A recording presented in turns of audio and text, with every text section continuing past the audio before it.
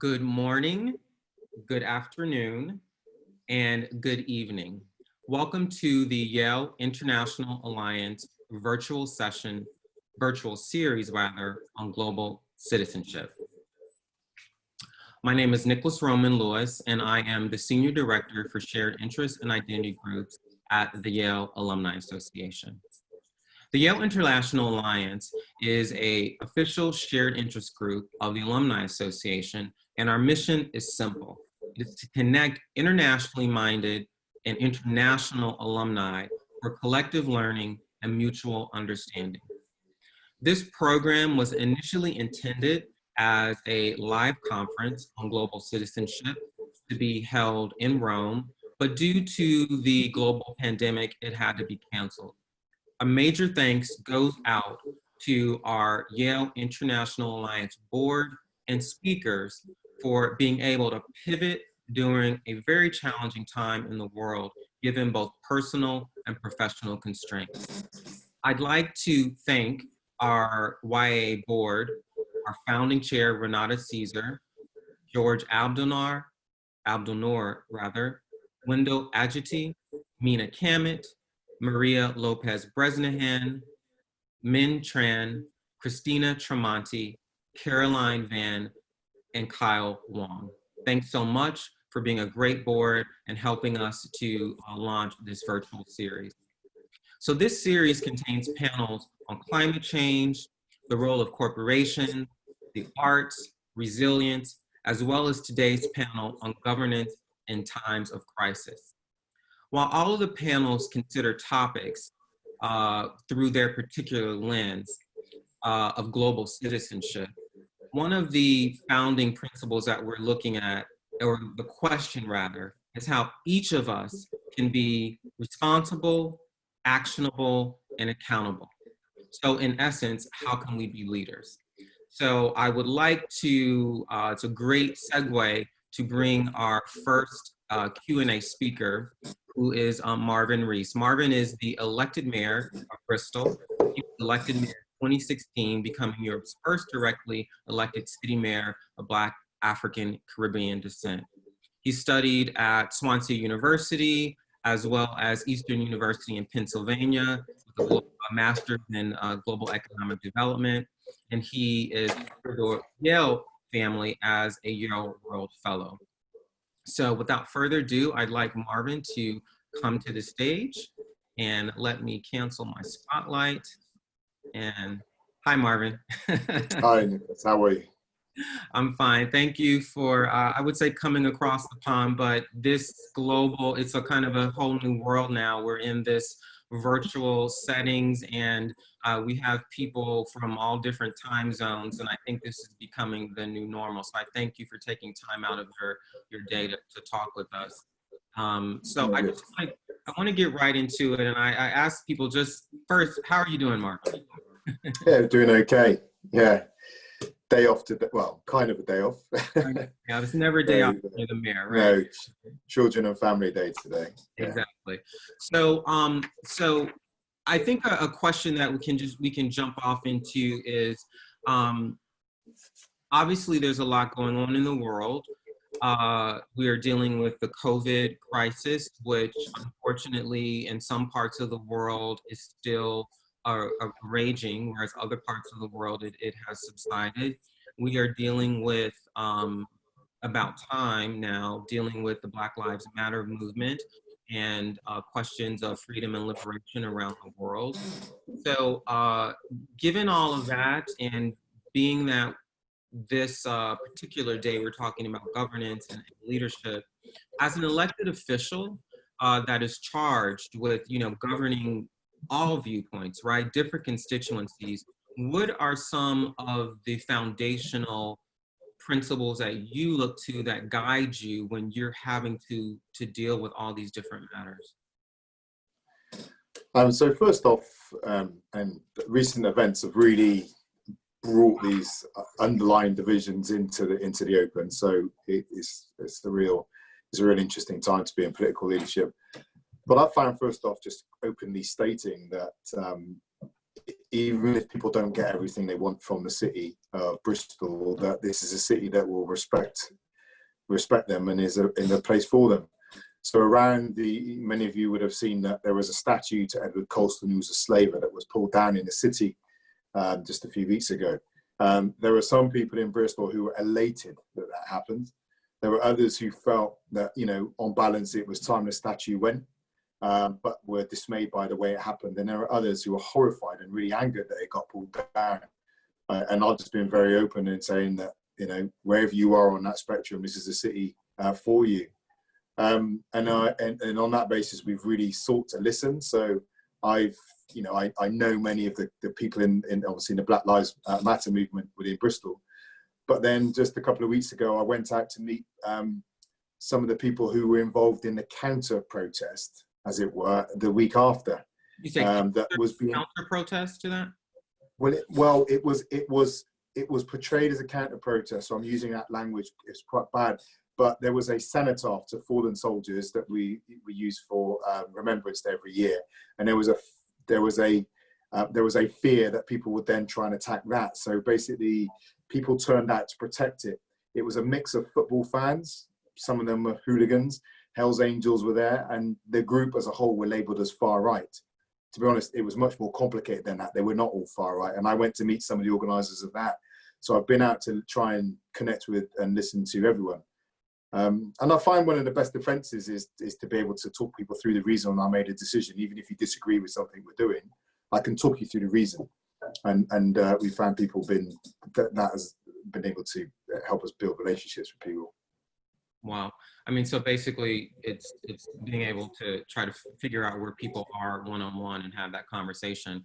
The Colston statue, so I live in the United States, and I only know, and I would probably gather to say that most American citizens only have tangential knowledge of some of the statues and situations that are happening in the UK, and particularly Bristol. But when I saw that, I mean, literally my friends were texting me, like, did you see what's going on? Because it reminded me the fact that they took the statue down, drug the statue down the street, and put the statue in the river, reminded me of scenes from the movie Amistad, which we don't have to talk about, it's not just a movie, the reality of enslaved people during the Middle Passage being thrown overboard. So, yeah, that's right. So it was this really interesting conversation that happened from what happened in Bristol started a whole nother ripple effects of conversations that people were having about history. And I think, it's so important to make sure that we continue to have those. So you talked about basically being on the ground as the mayor, going into these situations. So obviously it's not your tenure has not just been, COVID and Black Lives Matter.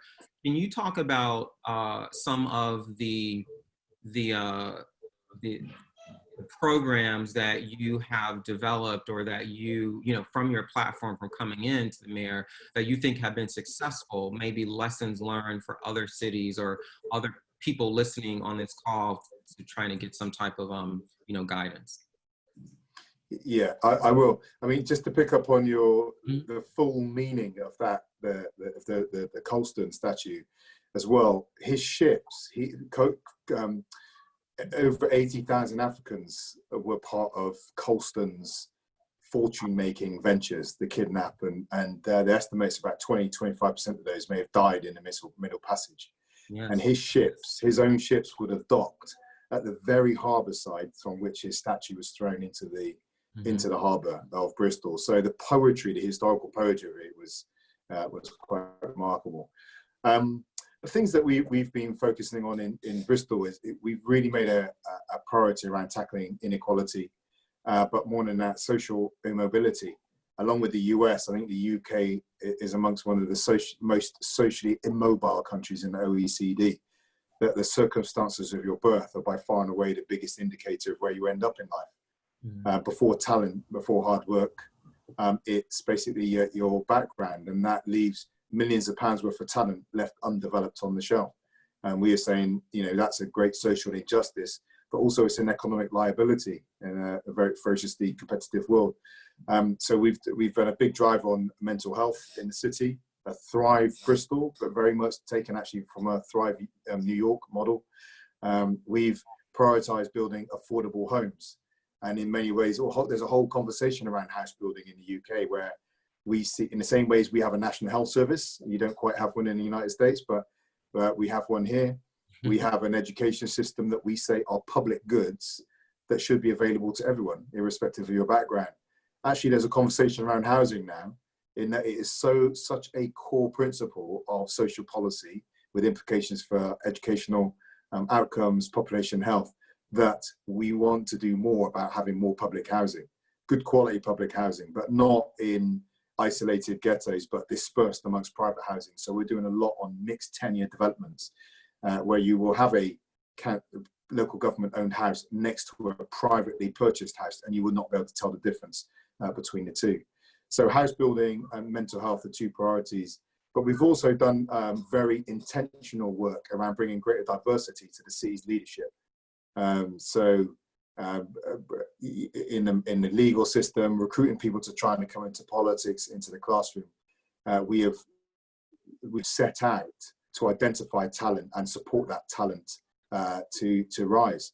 And in fact, interestingly, the private sectors have been amongst the most proactive supporters of that effort, because they recognise that challenge of leaving talent undeveloped in the city, not being something that's good for them or the wider city. I mean, so this is something that you began literally before you became mayor with is it the City Leaders Program? That's your City Leadership Program, yeah. And that the notion, we have used this at Yale in some of our workshops, and that we've shown this notion that it's actually the responsibility of the city, right, where people live, to make sure that they take care of their citizens, and not just go to school, but actually can we help the best, kind of be the best for us. So I think that's a wonderful strategy that you continue to use. Well, Nicholas, there's a great line from one of the prominent business people, he very much got involved in trying to tackle social issues. It was so we had major riots in the 1980s. They were around race, but they were more than about race. And he looked at the impact the riots had on the city, and a phrase he used that I repeat often is, riots are not good for inward investment. It's in our own self-interest to bring about good social conditions that lead to a social stability. And I use that a lot. I mean, it's great. The word representation comes to mind because, when you talk about the City Leaders Program, obviously there's a lot of young people that are from diverse backgrounds, and they are now they don't have to look on the television, they don't have to look around the world, they can look to see, well, they may see you on the television, but they can look to their mayor as being a leader, a Black man, who is guiding us, and that representation is important. Have you had those conversations? How has the fact that you are, you say, I think you and I've had this conversation, mixed race. I know not you say you are, but in the US, you're Black man, right? And I think in the terms of the global conversation that we're having, it's very interesting to talk about race and really what that matters. But to talk about representation particularly when young people, have you had those conversations, and how has that had an impact? Yeah, those conversations going on all the time. And I have to walk a tightrope here. It's one of the dilemmas of being a Black politician. So actually, kind of my identity is one of those things that's multidimensional. I am Black, and that's when, if I've been abused on the street and whatever, that's what I am. Mm-hmm. But I enjoy, in many ways, confounding people by refusing to give up that 50% of my heritage that's white.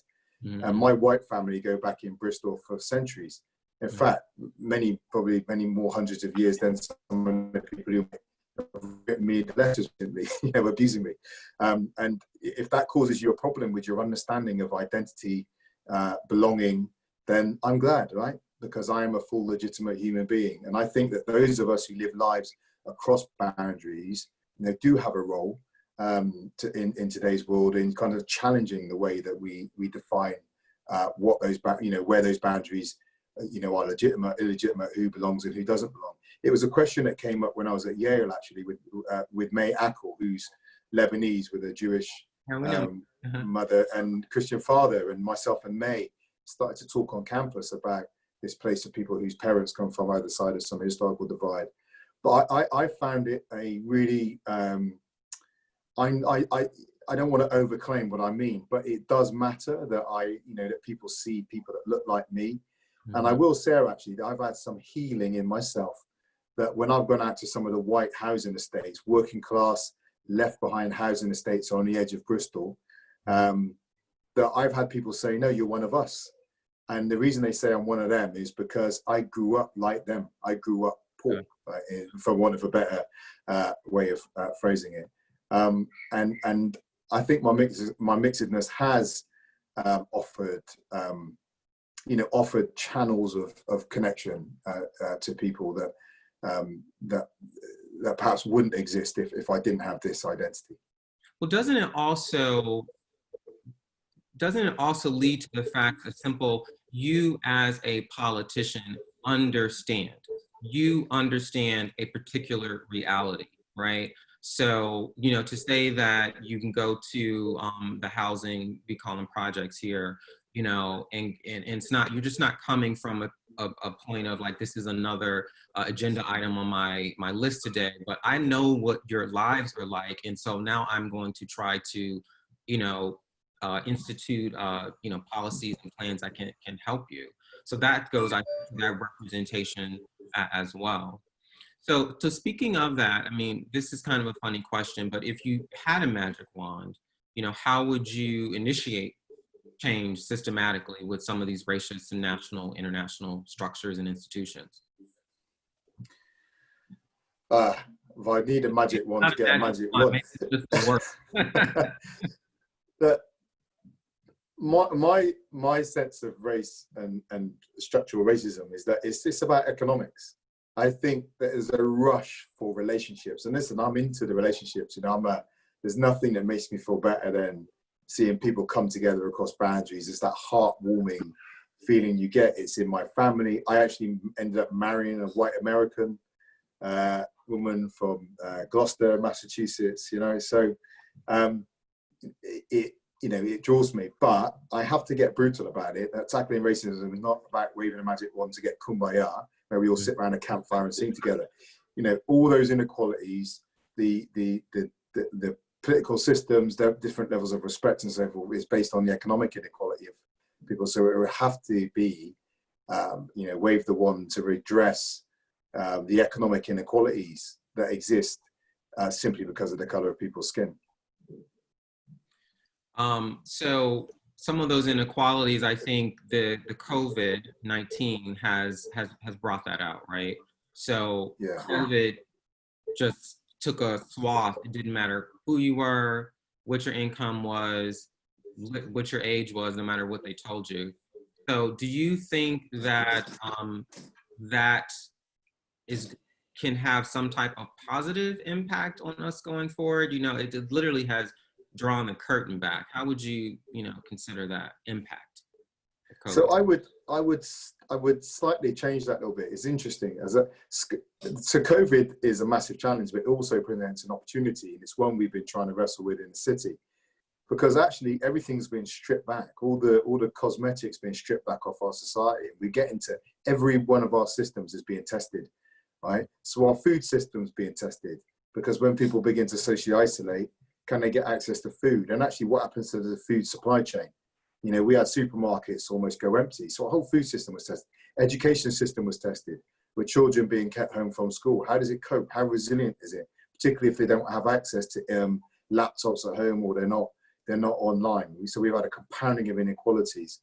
Our transport system is being tested, because we still have social distancing going on in public transport now. So our buses are at about 20% capacity. So that's been huge. Our political system was tested. In Bristol here, my election was supposed to be in May. That election has been postponed by a whole year because people couldn't vote, right? That was the real thing. People wouldn't be able to go out and vote, and we don't have online voting in the local elections. So what an opportunity to actually learn about our city, and cities all around the world, how they actually function, where the weaknesses were, so that when we do begin to go on this journey of recovery, rebuilding, however we describe it, actually we build back better, we build back more resilient. And I would also suggest we build back city systems that have a lighter footprint on the planet. So they're less, they are less likely to contribute to future shocks, be they climate or whatever form they come in. So it's an amazing opportunity, you know, at the moment. What I would say though is not one we're fully taking, and I'm fearful that a dash for growth, a dash for recovery in the UK will lead to some kind of values-free economic recovery that could lead us to a worse situation than we started with in terms of our vulnerability. Now, in the UK, or at least in Bristol, do you feel that people are listening, that they, you know, what side do you feel people on? Are they wanting to take a pause to try to build back proper, or just rush, open, you know, yeah, we saw this was a weak point, but I don't care, you know, let's keep moving forward? I think it's real mixed. And there is a very strong, there is a very vocal argument about building back better. We phrase it, and in Bristol, what I've been stressing the importance of making the Sustainable Development Goals, the global goals, yes, not just a reference point, but we are making the SDGs the explicit aim of what we are trying to do with our economic recovery and all of our. So we're building them into the machine. Other places, not so much. And we have seen people just start to spill back out onto beaches and streets, and there's those places that just try and get back to normal. So it's a really mixed picture. And I think national government are struggling. I think national governments all over the world are struggling. They just, it's an out-of-date model in many ways to cope with the world. In many ways is post-national. And they're mistaking leadership for control. They want to look like they're leading, but actually what they're trying to do is control. But because they're not equipped, that control is causing problems. It's the robbing us of the dynamism and the flexibility of thought and the innovation that we need to be able to adapt to a fast changing situation. That cities, I believe, can offer more than national government. So it's messy. So Nicholas, the point I was going to make, sorry, it just slipped my mind, is I don't think COVID is indiscriminate. It's killing black and brown people more, and it's killing poor people more. And it's those people in them frontline jobs, the jobs that were defined in the UK as unskilled, such as carers, that we now see are absolutely essential. They've been dying in disproportionate numbers. Bus drivers, taxi drivers. So it's low income, frontline jobs, people with underlying conditions that are often resulting from poverty and poor diet and poor housing conditions. These are all being exposed in our society as well. So the Prime Minister got it, and that led to this statement: anyone can get it. And in many ways, that's true. But we know that poor people will are being disproportionately hurt. That's exactly right, and obviously in the United States, it's the same scenario. Yeah. Unfortunately, we're dealing with, and these are facts. I'm not discussing a political one side or the other. That people simply don't want to believe in science, right? We have a president that is saying on television that he doesn't. It's over, right? Vice President yesterday said it is over. So, you know, not to... And I don't want to offend any Americans out there, and that might, you know, I have a lot of American family. My Jamaican family are what they call Jamericans, right? All in Atlanta, Los Angeles, Maryland. But some of the stuff that's been coming out in terms of national leadership, what's been said, I mean, not least the bleach kind of comment, the sterilize, we're quite confused and dismayed of what we hear.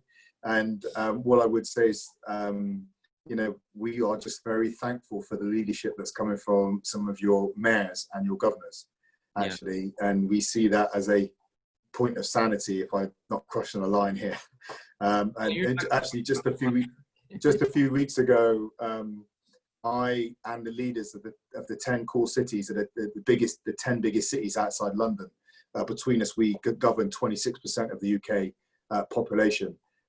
We wrote an open letter to the African American Mayors Association. Just one is thanking them for their leadership, sharing our support, but also sharing our really deep concerns about the direction of US politics at the moment.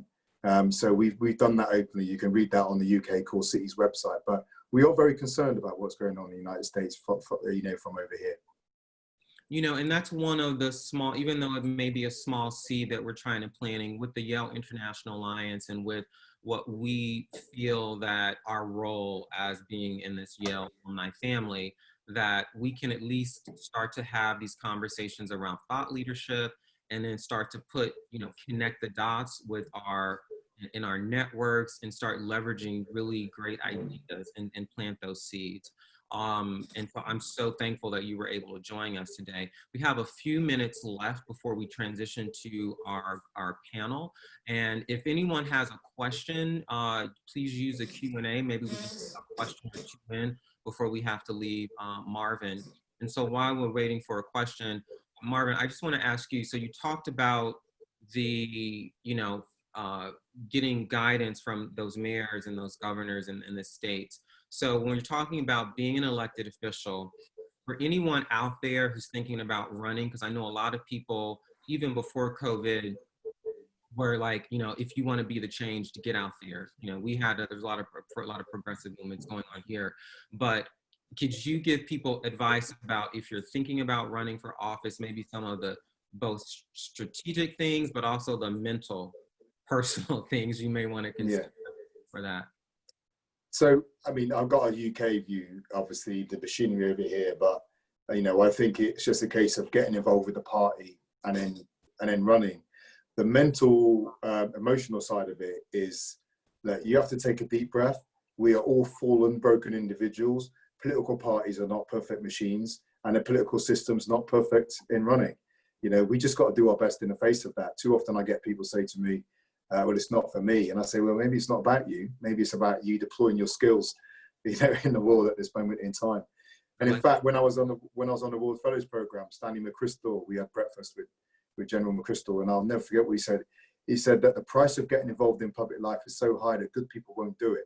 And we'll end up leaving it to people who cannot hear criticism, who want power, or who want power so much that they don't care what price they pay. And we can't afford to leave it to those kinds of people. So we need good people to step up. Exactly. So we have time for one question, and this is from Muriel Lang. And she says, could you talk a bit about your thoughts on the Windrush Lessons Learned review and current actions politicians in the UK are taking to prevent more injustices of this sort from happening in the future? So, thanks for the question. I mean, this is my family. My dad came from Jamaica as a 12-year-old, and this is impact. My deputy mayor has been working with cousins and trying to keep them in the country. To be honest, the lessons learned that we would learn from Windrush is a very sad one. It's that people with brown and black skin in the UK are not perceived by the government as in the centre circle, if we were to see belonging as a series of concentric circles. We may not be in the outer circle at the moment, but we're not in the middle one. It's been an absolute a horror story, and even the levels of compensation that were promised have not been paid out yet. So the lesson is one that tells us about how we're seen.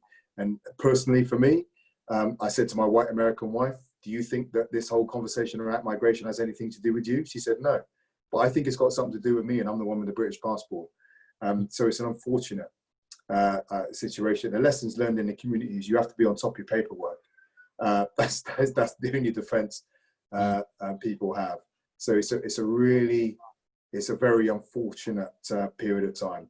The other lesson is that we have to get people into positions of leadership and power, as we just said.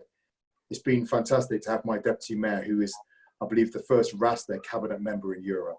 And from her position as deputy mayor, she's been able to start supporting people and advocating for them and making stuff happen in a way that she wouldn't have been able to if she hadn't become deputy mayor of Bristol. So we have to take care of ourselves, basically. Got it. So time for one more question, and this is from Megan Toon. And she basically is asking, how can, when you're looking at talent that may be from disadvantaged backgrounds, how can businesses find and give those people the opportunities? There's a number of things. One is, I think business could be involved in the wider context, in not just working for individuals. So good quality housing, business will have a voice, a political voice that many people in those communities won't have. So business saying they want good quality housing talking about policy around good quality resources and good quality education in schools. Also talking about how do we get nutrition, make sure good quality food is available. The context, those first 5 years, as we know, set a life trajectory. And, it's not just individuals, but it's about that context. Outside of that, there are programs that we've set up, like my city leadership program in Bristol, where we've proactively gone out and identified high ability, high aspiration young people from disadvantaged backgrounds. We have kids who've been homeless, who've come through the care system, arrived by migrants. They've just come from poor white working class families. We focus on women, disabled children as well. And we just pick them up. We just pick them out and we give them 2 weeks of phenomenal input. We buy them all suits and we connect them. Nicholas, I don't know how much time I have, but I have a phenomenal story, but if I haven't got time, I won't tell you. Yeah, you have time. I'll give you an example of how it's worked, where you can just, it's almost like the Dickensian book, right? Great Expectations. Just go and find someone or find a school and partner with that school and begin to pick out the talent. A young man was nominated for that program last year to me, 2 years ago. He was 14 years old. He's from Albania. His mum said, you need to leave Albania when he was 14. He was given to people smugglers and he was smuggled into the UK. He was left on the streets of Keynsham, which is a small town next to Bristol, as a 14-year-old with no English. He found a police station. The police took him in. They put him in foster care. He went to school. Within 2 years, he took his GCSE exams and he got good grades. He'd learned English and taken exams. Then he went on to his A-levels and then he got put on our program. I met him and I thought, what a remarkable young guy. I just got this impression. So I went for lunch with him. I said, what do you want to do? He said, I want to take care of my mum and I want to work in finance. I said, I know someone who works in finance. I met a friend of mine who owns his own finance company, very, very wealthy guy. I said, what if I got you for lunch with this guy? Graham took the young man out for lunch. Graham said to me, I like this young guy. About 3 months later, Graham's head of HR wrote and said, I think we could do something with this young guy. There's something about him. And then about 3 months after that, I got a letter confirming that they were going to offer him an apprenticeship. Now, this was a young guy who at 14 was alone in a new country with no English. At 18, he's got an apprenticeship at a financial management company. He's training to be a stockbroker today. Mm-hmm. The irony is that when he turned 18, our government then processed the papers to deport him back to Albania. Nonetheless, I wrote a letter. My deputy mayor went to the hearing. Graham himself drove down from London, went to the hearing and said, no, this young man's going to join my company. And Graham's taken a personal interest in. That is a life transformed, and these things can happen. And now that young man took me and Graham out for lunch about 6 months ago to thank us for intervening in this. And he paid, he wanted to pay. Took us both out for lunch. We can do these things, you know? That's lovely. I mean, that's an amazing story. And the core of it is person to person, having to see the humanity in others, respect in others, and be actional about it. So Marvin, I want to thank you for joining us today, taking time out. And so I'm going to say, I tell all my friends in London, and I'm sure Renata's probably listening, I can't wait to come and have high tea with you. So until the next time I'm in Bristol and we're having tea. Absolutely. and if anyone is coming through Bristol from the alumni, let me know. Bring you down City Hall, have a cup of tea. We will do that. Okay, you have a great day, and we'll talk to you soon. So, okay, we're going to transition. So everyone, we're going to have a brief transition now to our, one second. We're going to have a brief transition to our panel, which is Local Voices, Global Insights, Governance in Times of Crisis. So hold 1 second while we bring our panelists to the virtual stage.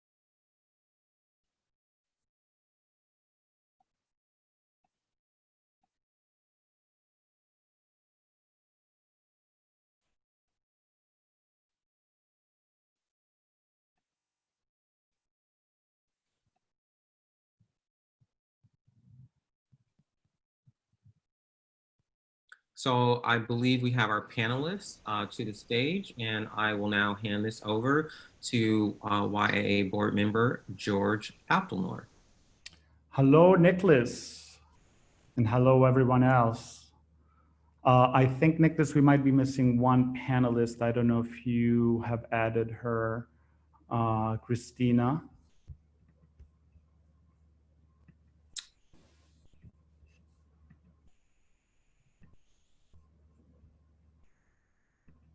Christina Vélez.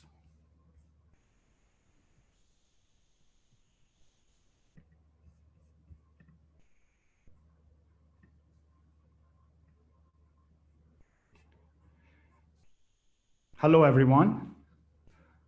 Hi, Joe. I wanna thank everybody for being here. I wanna thank Mayor Rees for being here today. You truly are an inspiration and a role model at this historical juncture that we're living. While Nicholas invites Christina, let me just briefly introduce myself. Oh, good, Christina's with us. So for my friends in the Yale Alumni Association all over the world who are watching today, my name is George Abdenour. I'm based in Beirut, Lebanon, where I've been living on and off for the past 2 decades. I am a proud Salamander, class of 91, and I'm also privileged to have earned a PhD from Yale in Spanish and Portuguese literature. I am currently a faculty member and an academic administrator at a US accredited institution in Lebanon called Notre Dame University, the first truly homegrown institution to have adopted the American system of higher education, something that I was happy to participate in. And I've been working a lot on issues related to quality assurance in higher education, of which governance, of course, is part and parcel. Prior to COVID, I was a participant in a lot of European Commission funded projects for the reform of higher education in the Arab world, another discussion that can be had. Our panel's title today has shifted somewhat from the original Rome conference. We're calling it Local Voices and Global Insights, Governance in Times of Crises. I don't know about you, but I certainly never thought I'd experience the multiple challenges facing the United States and the world today, and Lebanon, where I am based, which is the reason I am so eager to hear from our distinguished panelists. As an aside, and my friends who are all over the world would understand this, we are on power generator right now because of the rationing of electricity. So I may just sort of leave for a couple of minutes. I'll trust that you guys can continue the conversation until the power comes back. We had not anticipated this today, but such is the way of the world. Our panelists today hail from different places in the world, from Bogota, from London, Barcelona, by the way of Kabul, to the great state of Illinois, and together have an impressive record of professional achievement, but also personal stories to tell about what it means to be a global citizen, if in fact such a thing actually exists. I've been told by one of our panelists that it is problematic to speak about global citizenship, and I'll be interested to hear his reasons as to why that is the case. I'm no political expert, but I do think that our panel serves as a suitable opening frame for the various discussions that will follow over the next few weeks as part of the series by the Yale International Alliance, which, as you know, was the program, the initial program for our inaugural Rome conference. I've learned a thing or two about governance in higher education in an international context, but I am less familiar with what you guys are going to be talking about today, on the ground, rough and tumble realities that I imagine make your global citizenship all the more interesting. But you don't have to be an expert, I think, to know that the story of governance contains themes that cross professional fields and even personal and political philosophies. After all, governance, good or bad, is about legitimacy. The legitimacy of governments, for example, and the legitimacy of international institutions such as the World Health Organization, that I believe you've been hearing a lot about in the press these days, good and bad. It is about decision-making, it is about corruption, it is about accountability, and ultimately about the negotiation and trade-offs as power gets distributed and rules are made. I personally am interested, and I hope that my colleagues on this panel address the social dimension of governance. And to this end, I pose my first question, both to the panelists and to our Yale audience to think over, which is about the values that guide the work that we as global citizens undertake as we go about trying to make a change in the world. Questions such as, what is the value system that underlies the global citizen if he or she in fact exists? What is the role of governance in solving the key crises of the moment, such as COVID-19, but also climate change? One of our future panels will be on climate change, as well as the other public health crises that continue to afflict the world.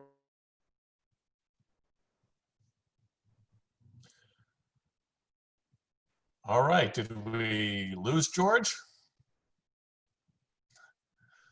All right, well, assuming he may not come back, I believe there was an order for people to introduce themselves, and I don't know what that order was, but I see Christine, Christina was off of mute.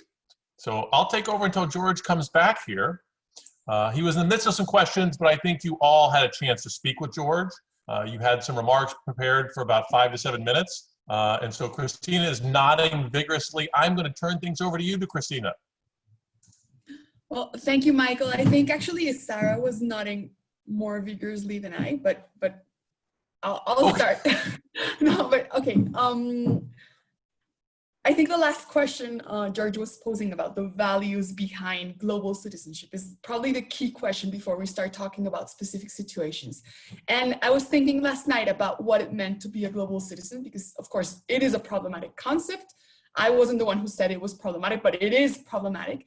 And at first I thought probably being a global citizen was being able to understand the logics of local communities. Probably globality as a concept comes from the ability to understand the particularities of local communities. But now this morning I woke up and actually I'm thinking that probably being a global citizen is acknowledging the fact that you probably won't understand the logics of local communities or local settings. And probably the first step is to actually acknowledge this limitation and working around it and working from a perspective, a point of view that allows you to be humble and probably to look for the best way to adopt what you know from other settings to another particular setting. And then that leads us to the tensions that always happen between local governance, national governments, global governments, which will probably be a subject we will discuss. George, we were sort of taking over. While I told you it would be exciting, but these are exciting times in Beirut. If you're following the news, we're not only dealing with the COVID crisis, there is a major economic meltdown in the country, apparently a shortage of fuel, et cetera, et cetera. And so it's happening. I live in a neighborhood where this doesn't generally happen, but it seems like it's increasingly targeting all parts of the country. So my apologies for that.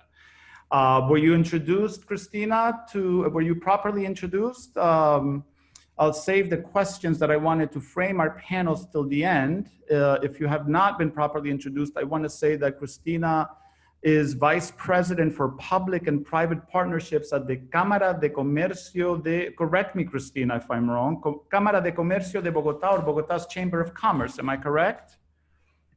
You're correct. I got that correct. She has held various leadership positions in the public sector, including as Director of Social Integration.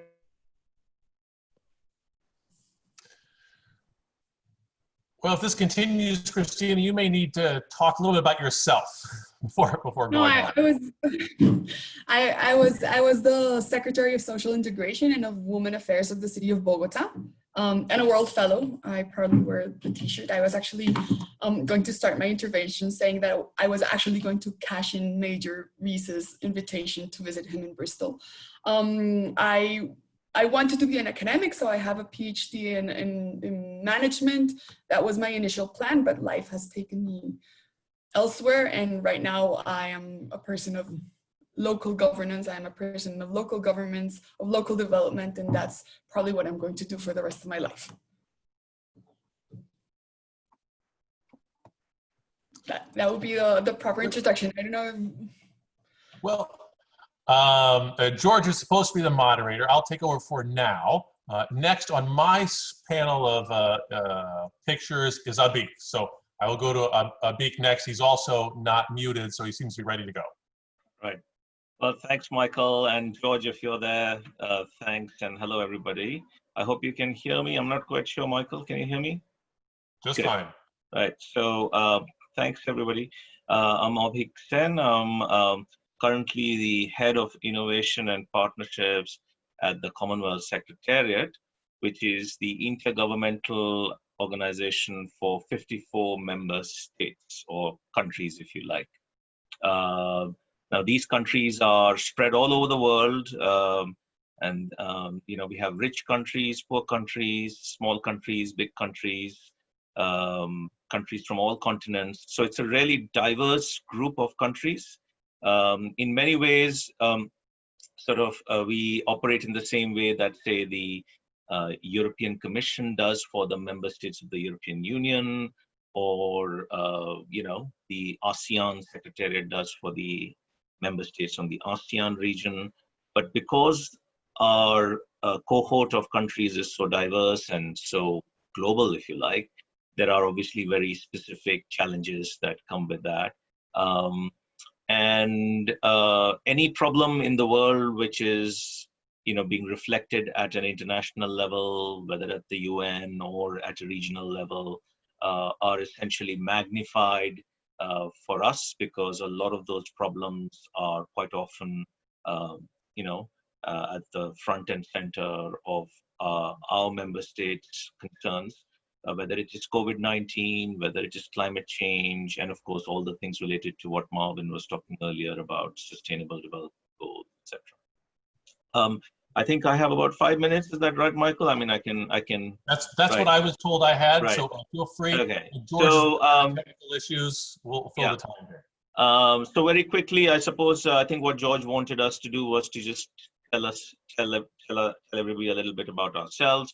So without being too sort of indulgent on that front, I'll try and keep it brief. So I grew up in India myself, you know, all my childhood and early, you know, sort of schooling, and my primary sort of university education was there. And I started working as a journalist in India, covering sort of things happening both in the rural hinterland of India. India, as you would know, is a massive country. You know, it's, as some people say, it's a continent because it's got so much diversity of every sort within it. And then I kind of graduated to sort of writing, both sort of from a reporting perspective and then analytically about politics and policy issues. And then I also became an editor for one of the leading newspapers in India. And then I sort of came to London to continue sort of, you know, being a journalist and writing about the world, international issues now from London.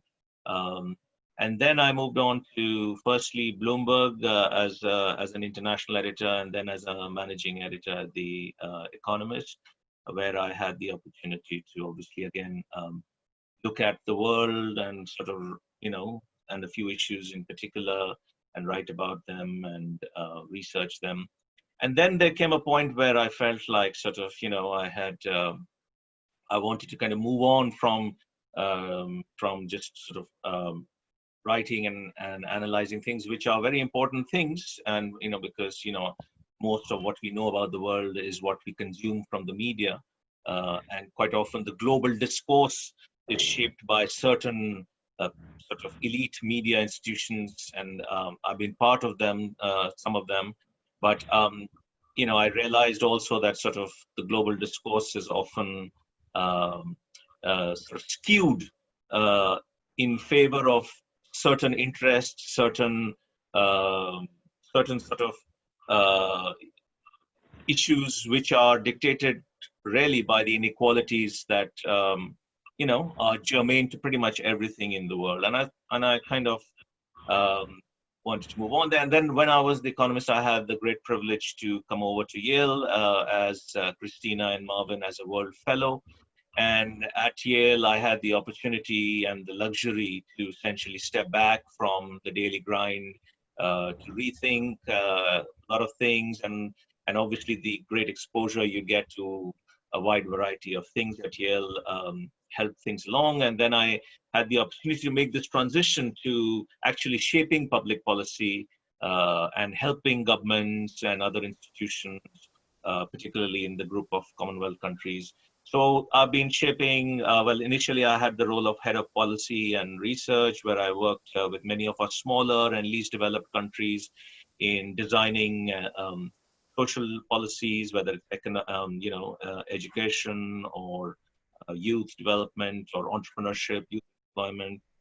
And then sort of in my current role, it's essentially a question of seeing what is it that we can all do collectively as a very diverse body of countries working in a very unequal world to bridge the gap and make the voices which are right at the margins, right, bring them to the front and center and amplify their concerns. Because if you're talking about things like global citizenship, then who are we really talking about, right? I mean, who is actually deciding the normative terms of reference for this concept of global citizenship? Is it sort of privileged people like us who are essentially, just by the sheer fact that we've been brought together by the Yale community, essentially makes us global citizens? What about those who are left out of this frame of reference? So because I've had the opportunity to work in really tiny countries with populations of 10,000 people, really poor countries where people are living on less than like 20 cents a day. And of course, I have the fact that I actually work out of London, and I'm all constantly in places like New York for the UN meetings and things like that. It kind of has made me rethink a lot of my own assumptions, and I'll be happy to get into that when there's an opportunity for discussion. Thanks. All right, well, I see George is back, and while we have George, we've heard from Christina and Abik. I think Sarah might be next, but you're the moderator, George. Let's hope the power stays. Thank you, Michael. It's nothing like having a set of Yalees on a round table to know exactly what to do. Sarah, you have not had a chance to introduce yourself. Why don't you introduce yourself to the audience and talk to us a little bit about your wonderful experiences with Usaid. Okay, great. George and Michael, co-moderators now. Is this our 5 minutes, or are we, I'm confused about if we're just giving a brief introduction and then we're going to make some points, or if we're just going to, is this, because I why don't I so much talking about. Sure, why don't I introduce you the way we had planned from the very beginning, and then I'll give you your 5 to 7 minutes as discussed to give your intervention. Would that be okay? Sure. I was going to follow Michael. I didn't know if you wanted to have him talk, but what I have makes a little bit more sense after him. But I think so. You were originally planned as being after Michael too. Our audience members out there, again, my apologies. This is what it means to be out in the world, outside the West. Dr. Sarah Deeks is a senior anti-corruption advisor for USAID's anti-corruption program in Afghanistan, where she is currently working on the Afghan Health Ministry's COVID-19 anti-corruption campaign. Those are two huge words for me, Sarah, COVID-19 and anti-corruption. I, living in the most corrupt country in the world. She previously led anti-corruption work in Greece for the Organization for Economic Cooperation and Development, as well as anti-corruption and public sector reform efforts for the United Nations Development Program in Vietnam. So as you can see, she has crisscrossed the world all over, is fluent in Spanish, and is currently stranded in the great city of Barcelona while COVID-19 passes over. Sarah, welcome back. Thank you. I also wanted to mention, just for the greater audience, that my background was working in, I had a brief stint after Yale at working at the other school, and then I went, I was in Kenya working with refugees, and then went to Papua New Guinea for 5 years and went back to academia in Australia briefly, and then moved from there to Vietnam, onwards to Paris and Greece, and now Afghanistan. So I started out as a Latin Americanist, but I think I've worked in most regions except maybe Antarctica now. And I've also worked on the Syria-related crisis. So I think that this question of global governance and local governance is something that across the work I've done, I came at it more from an NGO citizens perspective, and then worked on more governance side, working with governments and ministries. And I think that when I reflect on what I've done over the past 30 years since Yale, which has all been outside, except for that brief stint at the other school, I've mostly worked outside the US. And I think that where I've seen the most change actually happen is where there's that intersection between the local and the community level work. And somehow that comes together with the government side, because I was a lot more idealistic, I think, and I'm equally energetic, but maybe I was even more energetic when I was first starting out working more on nonprofit work and community work. And I think that then I've seen that you hit a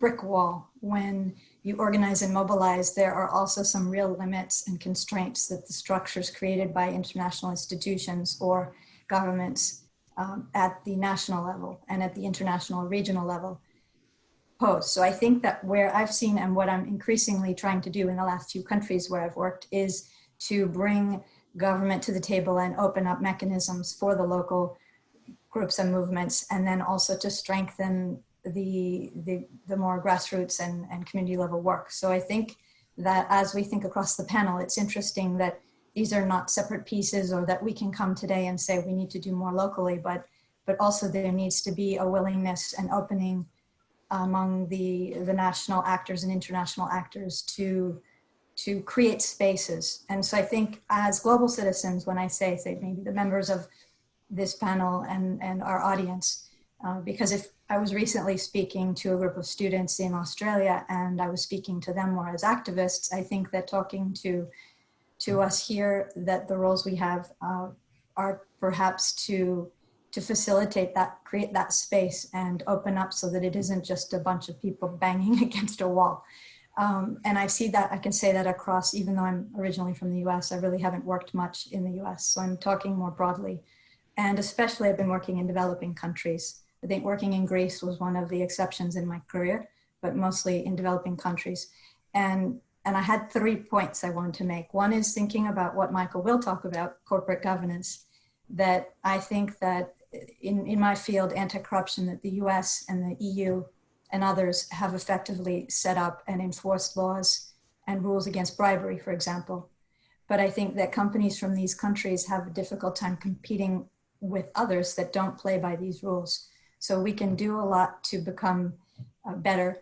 And I think that then we're also at a disadvantage. So it's not to say that we shouldn't bring these laws to the forefront and enforce them, but then how do we get cooperation from the other countries that don't have the same perspective on bribery and corruption, so that there's a more fair playing field. The second reflection that I had was thinking about migration issues, because that's something I've worked in, especially Christina will talk about, and thinking about countries affected by the Syria-related crisis across Europe, in the Americas, in the Horn of Africa, that communities and citizens have mobilized to improve human rights, but the national policies and especially riot police practices contradict this. So I find this problematic, that as much as we can do to mobilize, to make things better and to change, that there are some constraints and frameworks that need to change also fundamentally to be compatible with the groundwork that's happening. And the third point that I wanted to make is that thinking now about the incredible efforts that have been made to slow down and to tackle COVID-19 in different countries across the world, is that I wonder what good it will do if we build back better, if we do it without transparency and accountability. Because in the context of a crisis, we're rushing to do things without the same transparency about how is the money getting spent, where's the money coming from, and how well is it being used. And also cooperation across countries, because I don't know if I should name names, but say Brazil, for example, I would say is not cooperating maybe with some of the ways that other approaches, I shouldn't point out, you can think of some other countries. And also states, or I say states in the US setting or provinces in other countries, that if some states are stronger in their governance and approach, and in terms of accountability and transparency and cooperation, how well will that work if other provinces or other states are not working the same way? And also between government and non-state actors, that at the local level, I've seen, for example, in George, there were some images, and there was one great one from Afghanistan where the government is actually handing out bread every day because of the lockdown, it's kept people from being able to work. They don't have food. And so there has to be not only the public health response, but the economic response. And non-state actors have actually, it's been great. I've been a bit skeptical in Afghanistan in the past year and a half about the genuine grassroots efforts, because I'm in a program that funds a lot of local action, and sometimes local action can be a business, but I've seen real community efforts where people have come out and tried to help other people in the community that need food or need other things like transportation. And we've seen that across the world. In the UK, I'm based in Barcelona, so I've seen it more here in the UK and Europe, that people have really come out and volunteered to make a difference. But how can we tackle these challenges, these governance challenges? I think that across those 3 points, I think that global governance and governance in any one state is only as strong as it is in the weakest one or the weakest locality, because there will still be, thinking concretely about COVID, we'll still have the problem. If it won't make any difference if Australia and New Zealand are effectively isolating themselves. But at the end of the day, in the long term, everyone needs to be on board. So I'm wondering, who is holding government to account? Do citizens have rights to get involved? Because half of the world's citizens live in non-democratic societies. And also, how can citizens exercise those responsibilities? Do mechanisms exist so that people can participate? Can people make complaints? And in the current political economy, does government have to respond? Because if government doesn't have to respond, often government won't. And I just wanted to conclude, to mention, I was thinking this morning, like Christine, I woke up with some new ideas. So I was thinking about Theda Skocpol's work on revolution, because obviously there's a political science term of a bloody revolution, and I'm not necessarily, hopefully we can find a bloodless one. But for social revolution, you need to have all parts of societies. And you look historically, Nicaragua, which is more contemporary for me, in Iran, or historically in France, that intellectuals and the business sector came together with peasants and workers. So we all have a role from the bottom up. And George, you asked me provocatively if the solution is local. And I think yes, but it's also a connection between the local, all the parts of society have to come together, and we all play a role in this. Thanks. Thank you. And what's amazing, and I'm sorry, I'm going to go off script now because I think the times and the context calls for my my going off script.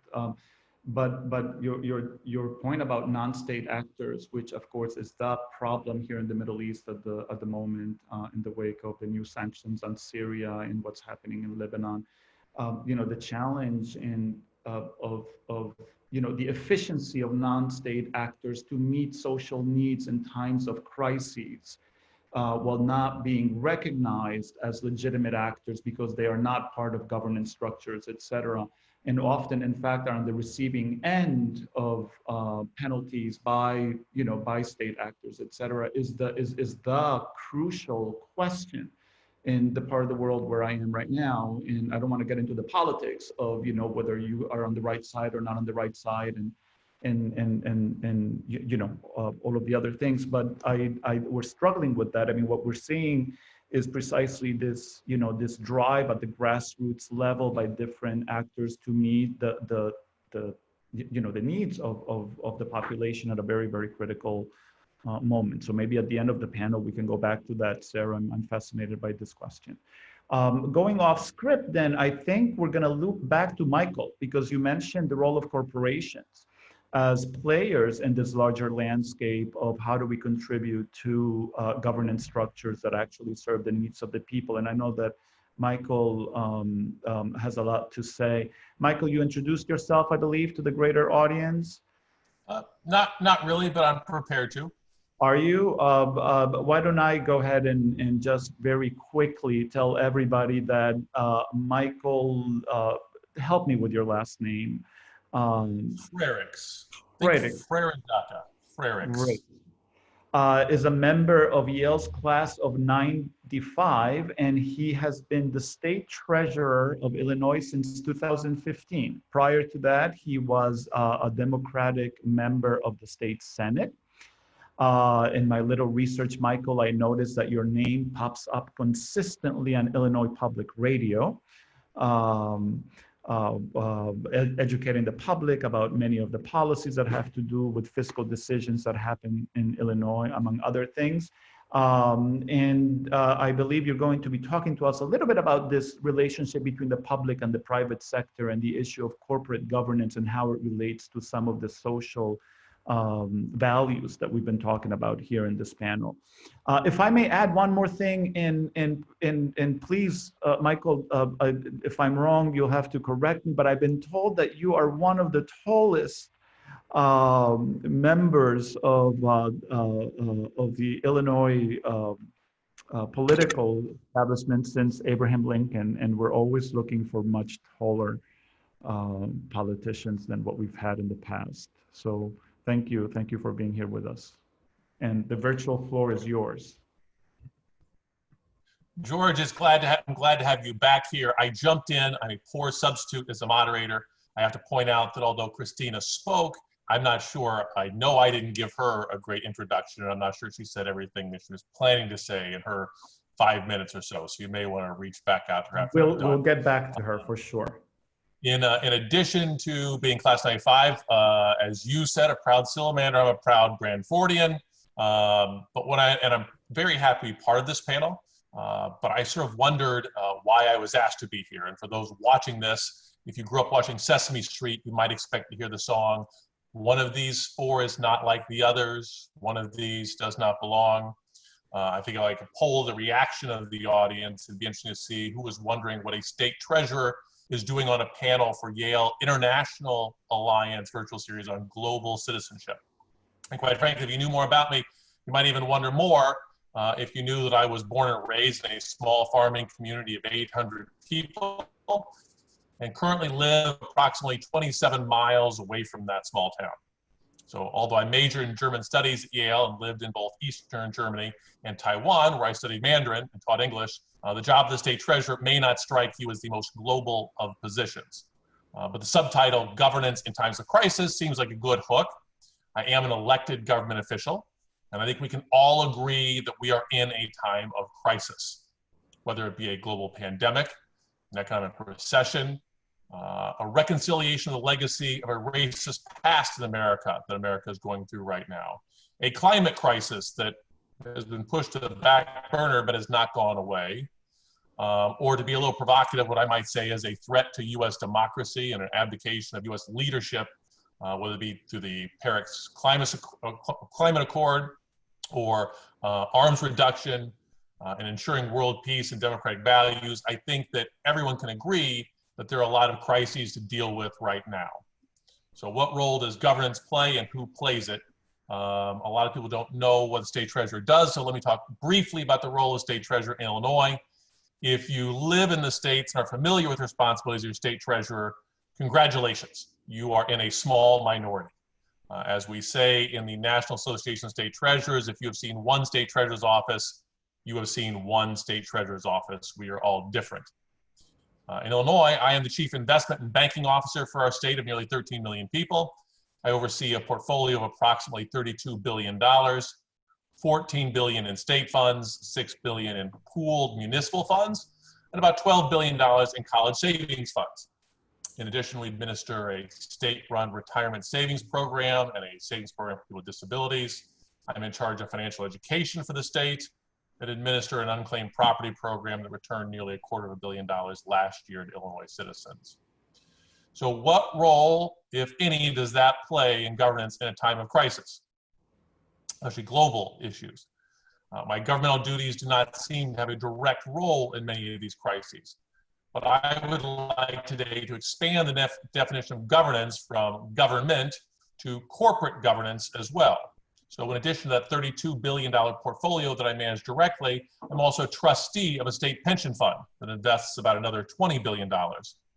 In these roles, I oversee investments in most corporations, and as such, I have voting power as a shareholder in those corporations. And why is this important? Because with the size of these corporations today, they play a large role in how we're going to respond to these crises. The annual revenues of companies such as Apple, Microsoft, Walmart are so huge that they take on whole new dimensions.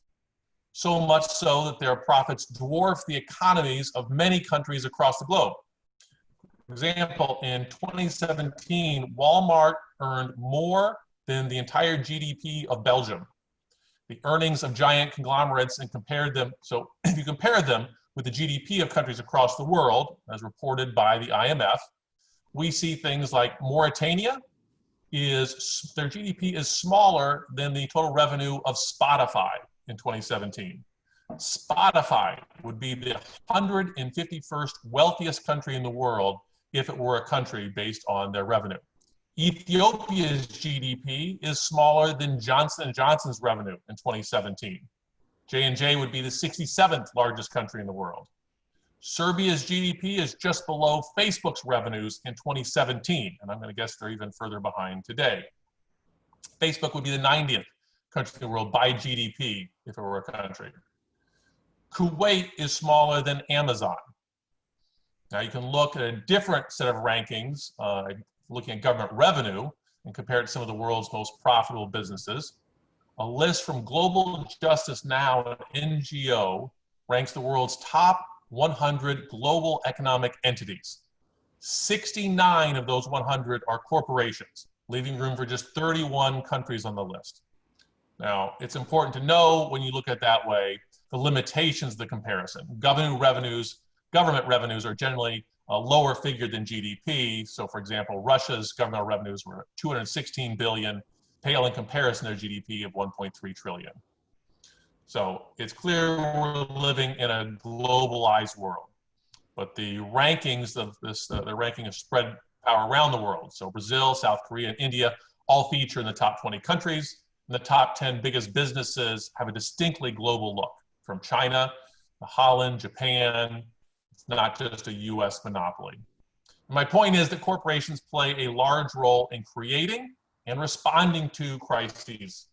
And in our office, we play a role in their decision-making. So I want to talk a little about our philosophy and then be able to turn it over for questions. So sustainability is something we look at. At the Treasurer's Office, we know that to fulfill our fiduciary duty and maximize returns, we need to focus on more than just short-term gains and traditional indicators. Additional risk and value-added factors may have a material and relevant financial impact on the safety and performance of our investments and need to be integrated into the decision-making process. So we think these material sustainability factors include things like environmental factors, social capital, human capital, business model innovation, and leadership and governance factors. Because I'm a politician, I can talk for a long time. I set an alarm for myself. That means I should be wrapping up. But briefly, research clearly demonstrates that companies with sustainable policies are lower risk investments, and they frequently provide collateral benefits to investors. But also, it's great because we think that when we're looking to create long-term sustainable value, it tends to align with my personal values and democratic values out there. And that, I think, is key to sort of being a global citizen and a different way of looking at governance. So more than happy to discuss this throughout the rest of the session here. And I'll turn it back over to you, George. Thank you, Michael. And I certainly have some questions about them. I'm going to save them till the end of the discussion. I want to remind the audience out there that the Q&A feature at the bottom of your screen would allow you to start to pose questions for any of the panelists right now, and I invite you to do so. I want to, give me 1 minute. I think we need to go back to Christina. Christina, sorry, before I was so rudely interrupted by the Électricité du Liban here in Lebanon. I was saying that you had that you were VP at the Bogota Chamber of Commerce, but I know from our discussions that you have been working very closely with the refugee crisis that's been unfolding between Venezuela and Colombia, something that interests me because you may not know I was actually born in Venezuela, yes, to Lebanese parents who subsequently went somewhere else. But it's not something we hear a lot about in this part of the world, certainly. I was wondering if perhaps you can give your intervention and talk to us a little bit about the challenges that this is posing to systems of governance. Sure, George, thank you very much. Actually, I ended up being in charge of the migration crisis in the city of Bogota out of accident. It wasn't something that was planned, and it wasn't planned because Colombia had, we had programs for dealing with all sorts of crises, tsunamis, earthquakes, but we never thought we were going to be the recipient of huge, large-scale migration crisis, especially because Colombia, as Lebanon, has been a country that has traditionally expelled people. So there's Colombians all over the world. Millions of Colombians are living in different countries over the world. So we weren't prepared to face this kind of situation. And in less than 2 years, Colombia received almost 2 million migrants from Venezuela. And I'm saying migrants, and I'm going to tell you why in a second. And most of these people decided to stay in Bogota. So we were not only the country that was actually receiving the migrants that were going to the rest of South America, but we were also the country where most of the migrants were staying. And Bogota was the city where most of the people decided to stay, probably because of size and because of opportunities. And I believe that the tensions between local, national, and international governments are actually very healthy. And these tensions, due to the different incentives each has, end up being one of the pillars of democracy. But in times of crisis, these clashes end up becoming obstacles sometimes, just because the incentives are so different. Probably the incentives of a national government regarding a migration crisis deal more with or are more related to their functions on controlling borders, but the incentives of local government end up being abysmally different, because if, for example, a child dies of malnutrition in the city of Bogota, it's going to be the responsibility of the local government. And it doesn't matter if the child was born in Colombia, in Venezuela, or somewhere else in the world. It ends up being a local responsibility. And these tensions were really interesting to deal with. Because of course they all had to do with money and which were the regions that were receiving the biggest amount of donations from all over the world. And Bogota ended up being, because we are the richest city in the country, we ended up being we ended up having to deal with the situation by ourselves. So we did a lot of international tourism, and I don't want to be provocative with the term, but we received in the refugee centers we developed, in the community centers we developed for migrants. We had visitors from all over the world. Even Caroline Kennedy, my mother has never been that proud of me than the day I met Caroline Kennedy. Huge international figure for those who are Americans. We love her, I don't know why. At the end, we ended up having to deal with it by ourselves, even though we had this huge spotlight in what we were doing. And this specific situation has a new nuance with the COVID crisis. And what I was talking to George when we were preparing the panel was that when basically the definition of crisis is that there isn't a playbook for dealing with a crisis. And when there isn't a playbook, the tensions end up becoming bigger, and these tensions end up probably becoming obstacles, and probably figuring out the way to balance the incentives of local, national, and even international governments is quite a challenge, and is probably one of the things that is being, it's also in the spotlight right now. I mean, as Sarah said, it's happening in the US, it's happening in Brazil, the tensions between the mayor of Manaus and President Bolsonaro. It's happening in the UK. And I actually ended up asking this question in the chat we have with the 2019 World Fellows, and all of them had examples in Turkey, in Kenya, about tensions between local and national governments in dealing with the COVID crisis, and in dealing with the COVID crisis and migrant or refugee situations in these countries.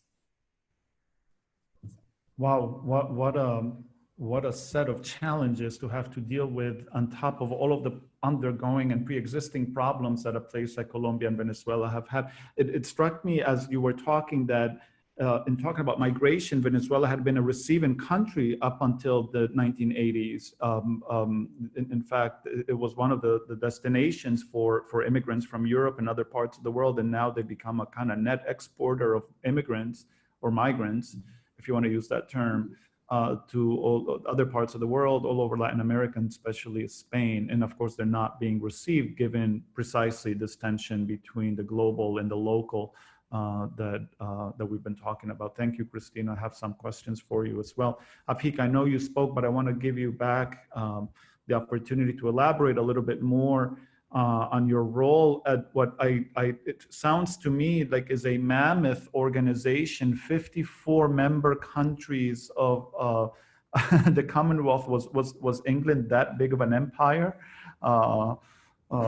Once upon well, I mean, I think at some point, yes, it was. I think the British Empire spanned about 30% of the world. But the modern Commonwealth, actually, although our origins lie in sort of the colonial history of the world, the modern Commonwealth is actually grounded in very republican values. And contrary to perception, it is not really the creation of the Brits as much as of the former colonies. So when India, Pakistan, and some other countries became independent,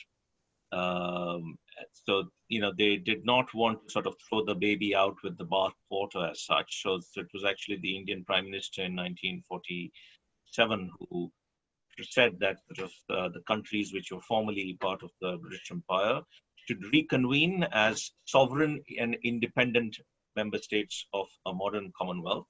And the modern Commonwealth actually came, and this is actually the 70th year, just like the United Nations is celebrating its 70th anniversary, I think, or 75th anniversary this year.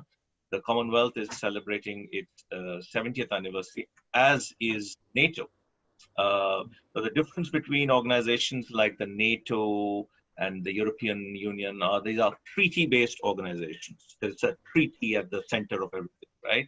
And essentially what means is that you are, to some extent, corralled into a group by the force of law, right?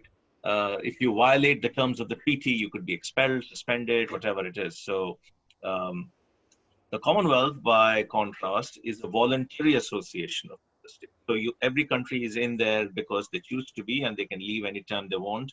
So it's a slightly different to Hotel California in that way. So it is, and not only do we have countries from the Anglophone world, but increasingly membership is open to any country so long as they sign up to the Commonwealth Charter, which is just a set of the SDGs. You have goals or values that you sign up to. So you have to be a democracy to some extent. You have to be committed to sustainable development and supporting diversity in every respect. And so we have Francophone countries, we have Portuguese-speaking countries from Africa. So it's a mixed bag increasingly. And the waiting list of countries who want to join us, very few of them actually are had anything to do with the British Empire. So that's the kind of background to it. Now, one of the things which I have increasingly become very aware of while working here is that the global discourse and everything to do with global issues is essentially a discussion between certain types of elites. So in the 54 countries, we have about 32 small island developing countries, right? In all around the world, I think there are about 40 or 42 small island developing countries, a lot of them dotted around the big continents of the world. And each of these small island countries has a seat at the table at the UN. I mean, the UN has about 194 member states. A lot of these small member states are, they have a voice, a vote. But when it comes to like anything to do with global issues, I mean, you rarely hear their voices, right? So Christina was talking about sort of the tension there between local and global and national, which is there in pretty much every mid-sized and obviously in larger countries. But think about it in a country where the total population is about 15,000 people. I mean, and there are countries like that in the Commonwealth that I work in and work with, or like have a total population, a total like sort of land mass of literally like you could go around the whole country on a bicycle in like a couple of hours, right? There is a country where the finance minister, who's the finance minister by day, is actually also the principal of the only high school in the country. Like, I mean, that's kind of his part-time gig or like side hustle, if you like. And then the one family has in it, so you have the minister, then you have the chief health officer, and you have a lot of very key people in the country all in one family because the country is so small and everybody knows everybody and everybody's related to somebody else. So in that sort of a context, the global is the local is the national. I mean, there is really no distinguishing feature. And these are countries, these are people with the same sort of human rights, if you like, as people in other countries, right? Bigger countries, richer countries, but they rarely have a voice in global discourses. Now, I don't know if people saw, there was this video that went viral when the Black Lives Matter was, kicking off in the US, of this lady who very eloquently described the racial struggles in the US, compared it to a game of Monopoly. Where where she said that like essentially if you were a black person in the US, you were essentially working for the other side while pretending you're playing a game, and the game is essentially has been fixed for black people in the US. I mean, that's kind of what she was saying. I'm just paraphrasing pretty badly. And in a sense, the game at the global level has been fixed for the longest time, and it still continues to be fixed, right? I mean, you look at anything which has a global impact, right? I mean, it benefits certain interest groups, and it has very negative effects on other interest groups. If you think of global governance as a set of norms and values and institutions that keep the world together, then it's a stitch up. Those sort of the powerful elites, and I mean, there has never been, if you think about it, there has never been a time in history where like things have been hunky dory. So it's kind of quite often in the Western discourse we tend to think of either the Iraq War or the financial crisis as a great disjuncture, when before that things were great and after that it's all gone really bad, But if you think about it from the perspective of the global South, right? I mean, when has it really been great? I mean, if you go back to even 100 years, you were still trying to come out of colonialism and the legacy of empire, right? and we are still dealing with the consequences of imperialism and colonialism. Almost every big problem in the world, you look around the world, almost every big problem in the world has its genesis in the 300 or 400 years of rampant colonialism that we had, right? But the global discourse today is quite disconnected from these historical contexts. We always talk about things in a kind of either in a deracinated way or in a depoliticized way, or an ahistorical way, which doesn't really help. Now, I'll give you one example, like COVID, right? Which is, we have lots of small countries, and we have lots of poor countries where I work. And if you think about it from a small island country's perspective, right? At the best of times, you're struggling against climatic issues, right? These are small countries which are often almost entirely dependent on one or two sectors for their national well-being, whether it's GDP or revenue. So either it's tourism, as you would know, a lot of the Caribbean countries, or even kind of, in the Pacific, they are dependent highly on tourism, and then on fishing and other things like that. And then one hurricane or one cyclone comes along, and it kind of wipes out the entire economy, or at least sets it back by at least 2 or 3 decades, right? To build back from that, they've done it many times over already, and it's, but they can only do it so many times. Yet these are the very people and the very countries who are literally at the front end of getting the blowback from climate change. Now, climate change, as we know, is not a problem created by the poor people of the world or by the developing countries of the world. It's legacy of rapid industrialization, which has left a few countries rich, but left a lot of countries, falling further behind. And global institutions. Now, if you look at like the small countries, one of the biggest challenges they have is they have their voices heard, or like developing poor countries, right? It all comes down to muscle in many ways if you break it down, So when, as they say, the rubber hits the road at places like the UN or World Bank or IMF, right? What is the structure of these institutions? So the United Nations and the World Bank, though, as they say, the Bretton Woods settlement after the Second World War, the victors of the world of that war essentially shaped the global institutions. And we are still living with those institutions, even though the world has changed entirely since that point, right? This is why, in a way, I was kind of tongue-in-cheek when I asked you about the irony of working for, an organization that represents the Commonwealth, because in the discussion about globalism, globalization, global institutions, and global governance, of course, we're talking about a globe that's 3/4 post-colonial.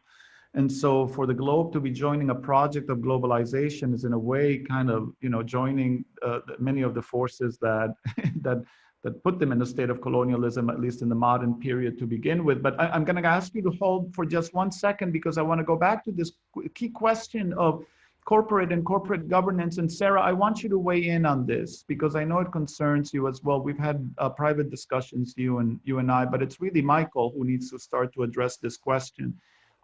Michael, I imagine that audience members would say that the notion of corporate governance is almost ironic. The idea of governance is embedded with so much romanticism, with so much a political philosophy of the modern period, questions of legitimacy and whatnot, and the ultimate, the ultimate arbiter of governance is the public, whereas corporations are nothing but beholden to the profit motive.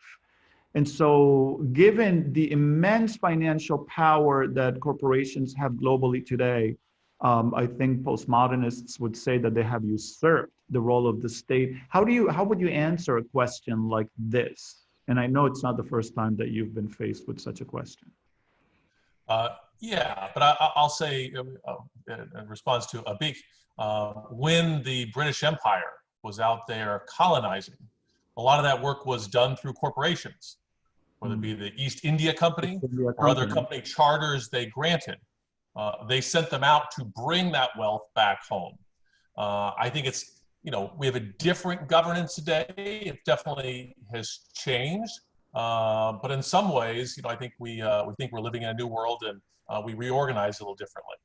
I would say that corporations out there, when we talk about governance, yes, they clearly are motivated by a profit motive.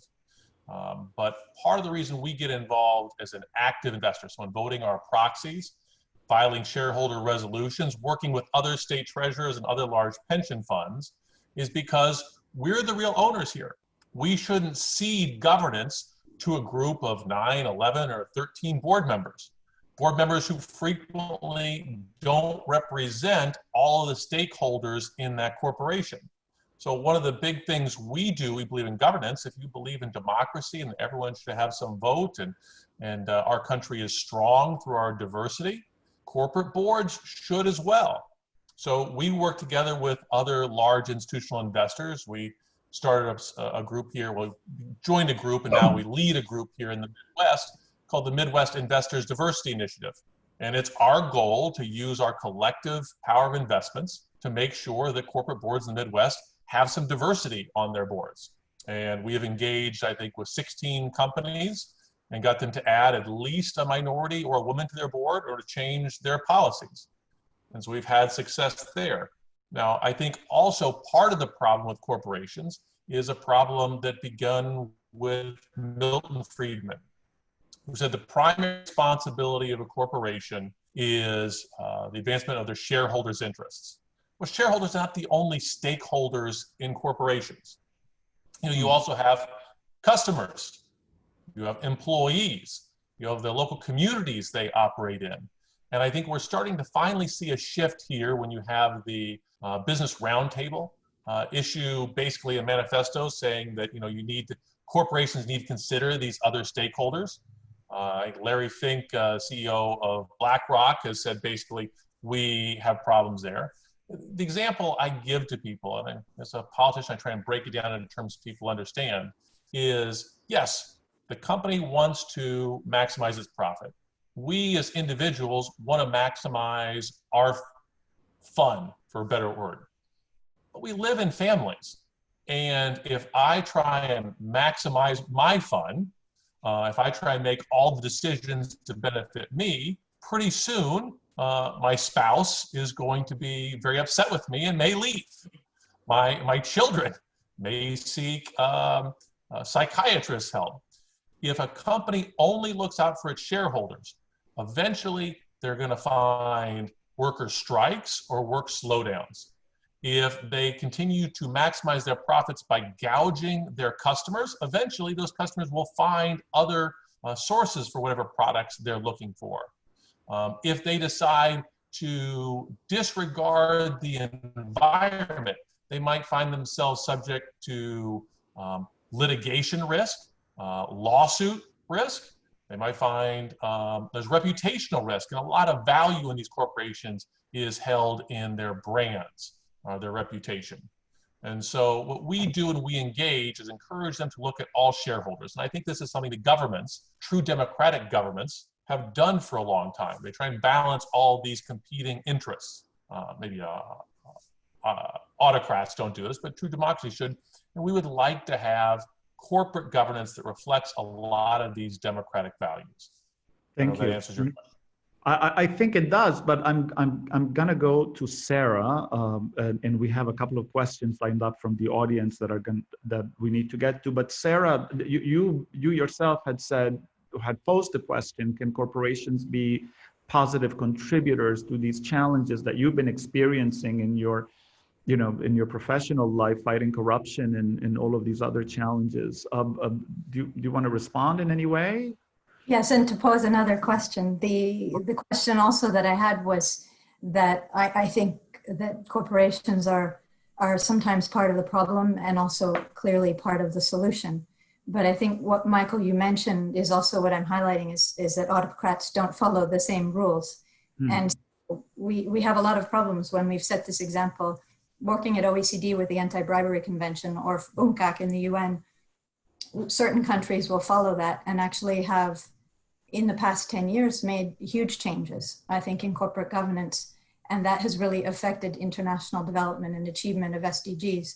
But how do you compete in a world where half the country's citizens are not living in a democracy and they aren't playing by these same rules? And that's just being generous, because I think the half that's living in democracy is also not fully democratic. So that's a different issue about the quality of democracy. I think that where I've worked in many settings, I've been told, like, as I think Christina was mentioning, when we come in as, you weren't, Christina, you weren't saying this exactly, but you coming in as a foreigner or as expatriate or an outsider, you have to be more humble and understand that you won't understand.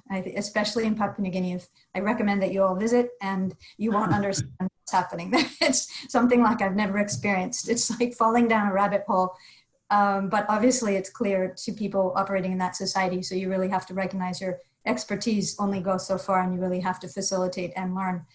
But I also think that local communities need to understand these international and global frameworks in order to be able to operate, shift, and influence them. And I think that in Vietnam, for example, we were told as the external advisors, you need to work softly here, and incremental change is what you can think about, not something like radical change. And in terms of improving governance or reducing corruption, when do you actually have a shift in the governance framework? And I think I looked at, for example, Sweden, and I saw that some major reforms that they had in Sweden, and then there are also more contemporary achievers like New Zealand, and this is an anti-corruption world in terms of the index on anti-corruption. And those changes have happened also incrementally. Like Sweden made a huge series of legislative changes, but it took a decade to get in place what they have today. And then that's been around for 200 years. But if you're trying to change things, it doesn't usually happen overnight. I think right now what we're looking at between climate change and COVID-19 and migration crisis, this is maybe a window of opportunity for a more fundamental and maybe more rapid change. And I think that we can let it carry us with it, or we can shape it and drive it and lead it. And I think that, there's a lot of rumbling, and there needs to be more leadership stepping up and taking advantage of this opportunity. But I really wonder how do you actually engage with the half of the world that's not democratic, or the corporate players who don't play by our rules? And how do you get a more equitable situation for everyone, vaccines for everyone? And what are the values that shape that new world that we have the opportunity to construct post-pandemic too? I mean, it seems to me like it's a discussion that needs to be revisited or perhaps reinvented, because I'm not sure that there is a consensus as to what that future is going to look or should look like.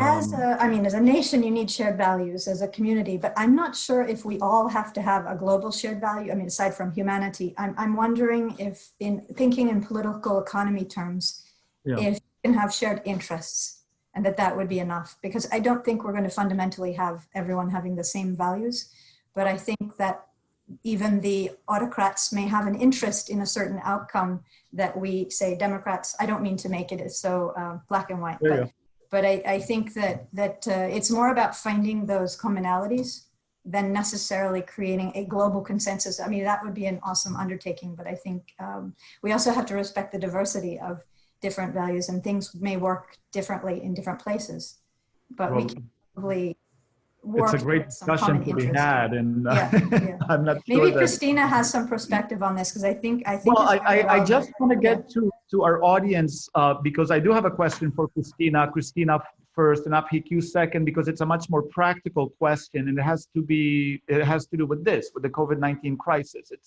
Sofia del Carril says the following, or asks the following. The COVID-19 crisis is starting to have a large socioeconomic impact, especially on developing countries. What local governance initiatives would you recommend in this context? How can civil society, private sector, and governments cooperate in facing the crisis? Wow, it's a loaded question, but perhaps you can. Yeah. Well, I was thinking about the question because I read it a few minutes ago. Okay. And I think I have an answer from my current job. I'm currently working in the Chamber of Commerce of Bogota, as George said, and I'm in charge of basically research and analysis within the chamber, and basically everything that links private sector with public policy that goes through the Chamber of Commerce. And this week, we finished a survey we did with SMEs about strategy during the crisis. And one of the things that struck me, and it shouldn't have struck me, but it did, we weren't expecting those results, was that over 55% of these SMEs in Bogota, it's probably one of the most formal cities in the country, which is a very informal country, over 60% of our economy is informal, is that we're family companies. And the strategies they were developing, the strategies they were adopting to face the crisis were very informal strategies, if you could say so. For example, they were looking for financing with their friends and family. They were more likely to start alliances with companies they were close to, and not necessarily companies in the same sector. I'm sorry. They were also looking for alliances within friends and family. And what this crisis has exposed was probably this light of modernity, if you could say so. And then I'm also talking about probably the historical perspective that we have to take into consideration, as Javi said. And we're basically starting to redefine many of the things we were doing to this small, medium, and even tiny, the smallest companies survive the crisis, thinking about these informal networks in which companies in settings in developing countries end up working with.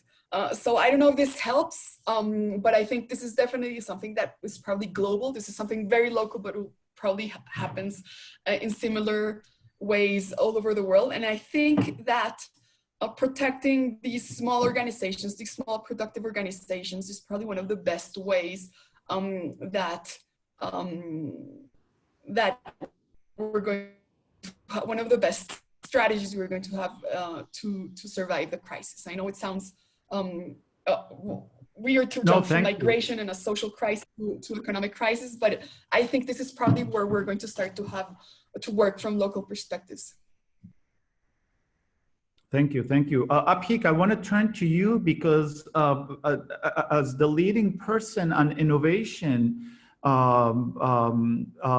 it seems to me that whatever world takes over after the pandemic is over, there are going to be sectors that are going to disappear and new ones that are going to emerge.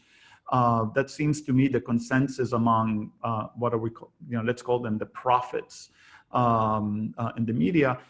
What is the role of innovation in your view in sort of salvaging the world economy, assuming that we get to the post-pandemic moment?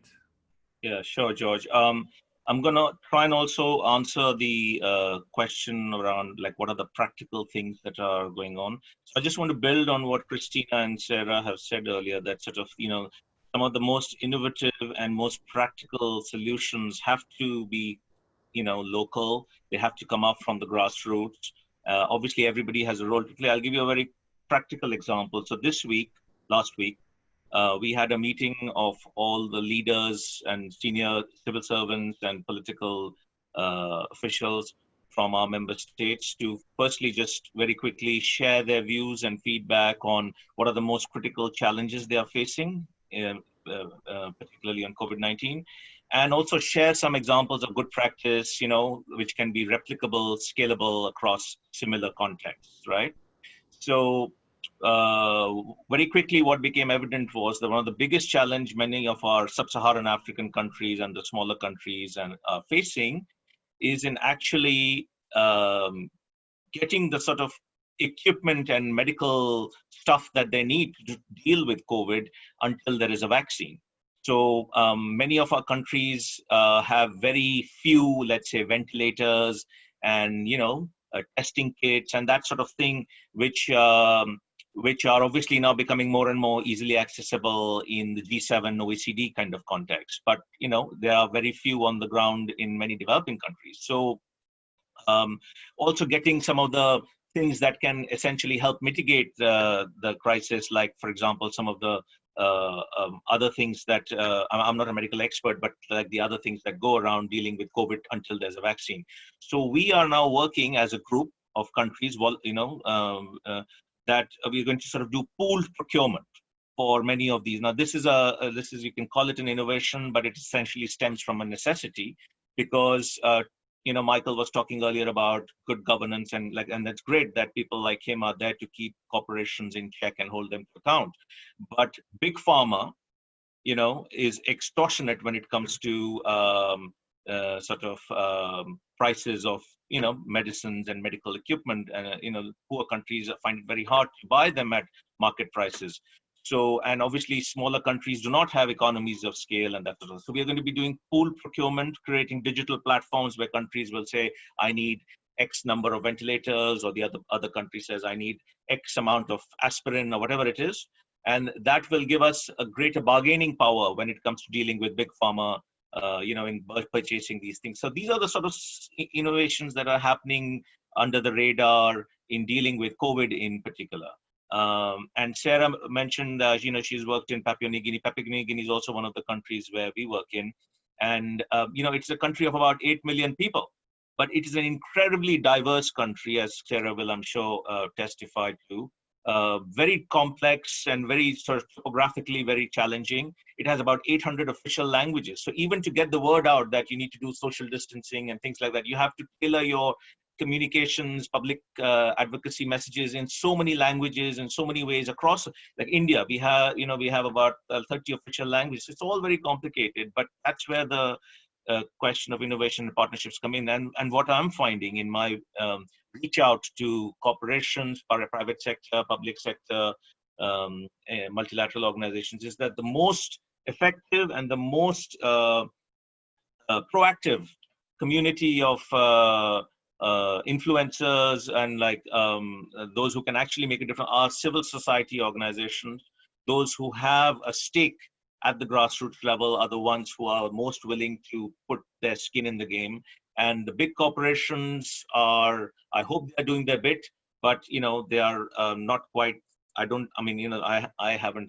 can't cite an example where they have actually put their hands up and said that we are willing to sort of roll our sleeves up and go where things are really taking off, because things are really taking off now in developing. Like, it's kind of the curve, as you can probably guess, is now sort of either flattening or on its way down in rich countries, but it's taking off especially in very crowded cities in developing countries like Lagos, Nairobi, New Delhi, Karachi, all these places.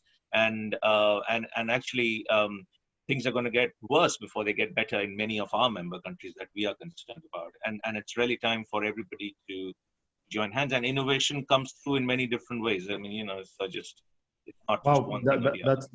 That's a dire assessment that it's going to get worse before it gets better. No, I know it's very realistic, and I've been reading up a lot, but since you've said it, let me pose a question that Bruce is sending to everybody on the panel. I'm actually going to combine the question with Esther. Bruce is saying that I view the current trend toward nationalism among governments as a hindrance to addressing global crises such as COVID-19. And do you agree? I'll leave this open to anybody on the panel who wants to begin to tackle it. Yes. It's a huge political science question. And along with that, I would also pose the following question that Esther has sent my way. Is it fair to talk about global governance by using, since we're talking about nationalism, by using an American point of view rather than recognize what is acceptable and customary in other countries? Michael. I'll answer Bruce's question very easily. Yes. We need to have more countries working together. This trend towards nationalism, I think, is making it difficult. I think we have leaders who are pitting people against each other. And so maybe we don't need American values or impose them, but some basic human values, I think maybe Sarah had mentioned earlier, is a way to sort of encourage cooperation, and it's very unsettling. Part of the reason we're getting engaged more with corporate boards is because, quite frankly, when our new administration came in and they started rolling back a lot of values I personally had, whether it be pulling out of the Paris Accords, whether it be coddling up to other dictators out there, pushing our allies away overseas, any number of things, and we don't need to get into all of them. I realized there was very little I could do about that myself until this coming November. But there were things we could do to make sure that corporations out there were behaving responsibly. This administration will pass at some point. Hopefully, as you see nationalism spreading around the country, hopefully this is a wave and we'll turn the corner on this. But yeah, it most definitely makes cooperation difficult. And I think we need to focus more on human values than maybe our own regional ones. Thank you. Thank you, Michael. What about the rest of the panel? Would you like to weigh in? Sarah? Yes, I thought Esther's question is really good because when I was giving the lecture in Australia, one of the challenges that the student asked me was about the relevance of these paradigms that international actors have come up with. So I mentioned the OECD Convention against bribery, and also there's the UN Convention. So these are not American, and I know I was born in the US, but like I said, my own family is multinational and bicultural, and I've worked my entire adult career outside of the US. So I don't think any of my work is based on, obviously I'm influenced by my education at Yale, etc. But I think that what the problem is, it's not just so much an American lens, but maybe a Western lens that we have. I think that these international institutions are beyond the US, and global corporations are not just representing American viewpoints. But it is fair to say that, for example, the OECD frameworks or UN frameworks tend to be Western. And I think that that's a challenge that I'm finding working in Afghanistan. I do think, though, that when I get asked, can there be democracy in Afghanistan, for example, or in Arab states, of course there can. So I think that this panel itself is quite diverse. I don't think the American viewpoint is also prevalent and important in corporate settings and in international settings. But I don't think any of us here are saying that it's better. I think we're just recognizing that it's prevalent. And I think that we need to find some aspects of it that are positive and promote that, and find other values that also have similar interest in common with us. We've been talking about the tension between the local and the supranational. I'm wondering whether we should be talking about the tension between universal values and particular values. I'm very old school in that respect. I wonder whether universal humanism might actually be something that is neither American nor Western, but just a kind of set of principles that we could agree on moving forward. But Christina and Abhik, any comments on this issue of nationalism in the current political landscape? I just wanted to say one thing that sort of links the discussion between this very frightening trend towards nationalism and this idea of universal values. Last year, I had the wonderful opportunity of meeting Baroness Valerie Amos, and she was saying that she was sort of like mocking herself that probably in the late 90s, she gave this speech frequently about how we had reached this point in history in which we all had similar values, and we all had a notion. And when she was talking about all, she was talking about the world. This notion of where we were going, basically this idea of the end of history. And she was really critical about it, standing in 2019 without COVID, but probably with the world in a very difficult situation. And I do think that the sole concept of having values that we all share tends to scare me a little bit, because it implies a notion of a generalization that probably never be applicable to the entire world. And we've been talking about huge diversities even within countries. And there are cosmovisions, and I don't want to become all postmodern about in this discussion, but there's cosmovisions of different sorts. And probably the values I have, and my values are probably closer to those who went to school at Yale, because I grew up in a Western context, have nothing to do with someone from an Emberachami community in, I don't know, in the rainforest of the Pacific coast of Colombia. And understanding these differences is probably what really makes us global. So probably the only baseline is this idea of humanity. I think Michael was the one who said it. And the rest is just things that we have to build from that. And the other thing I wanted to say about nationalism, very short, I'm sorry, I know I'm talking a little bit too long right now, is that countries like Colombia, and I know this has happened all over the world, have struggled in importing ventilators from other countries, not only because of the restrictions in trade, but because they have to find alternate routes, because if a plane with ventilators lands in the wrong country will steal these ventilators from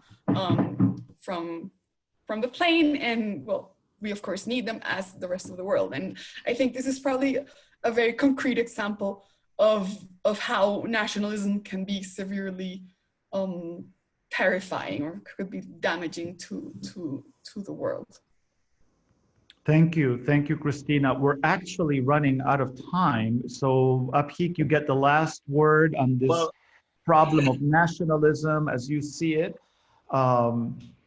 Well, there's since we have little time, I would say, here's the problem with the world, which is kind of encapsulated in our discussion today. We spoke about, universal values and global governance, and we not once, and we're all in a sense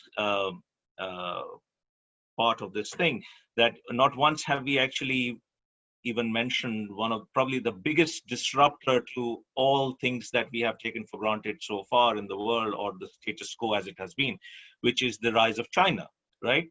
China today looms large across almost everything. You can touch every hot button issue has a Chinese perspective, or at least a Chinese sort of a shadow looming over it.